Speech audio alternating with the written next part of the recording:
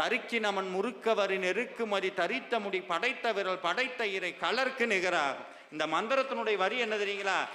யமனையே எட்டி உதைத்த சிவபெருமானுடைய திருவடிக்கு நிகரானது முருகனுடைய வேல். யமனை எட்டி உதைச்சது மார்க்கண்டேயருக்காக திருக்கடையூர்ல எட்டி உதைச்சார். ஆனா அதை சாமி சவுதி அரேபியாவில் நிரூபிச்சு காட்டினார். இப்போ எப்படி தெரியுங்களா? வேல்மாறர் மகா மந்திரத்தினால். அந்த ஆற்றல் கொஞ்சம் நஞ்சம் கிடையாது. வேல் பூஜை பண்ணணும்னா முருகனுடைய அருள் இருக்கணும். அருள் இருந்தாதான் பண்ண முடியும்.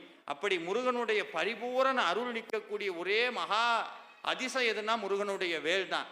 நீங்க நிறைய இதெல்லாம் பார்த்தீங்கன்னா சொல்லுவாங்க, முருகன் இல்லாம வேலை வச்சு பூஜை பண்ணலாம், ஆனா வேல் இல்லாம முருகனை பூஜை பண்ணக்கூடாது. ஏன்னா அந்த வேலானது சிவ சக்தி குக ஸ்வரூபம்.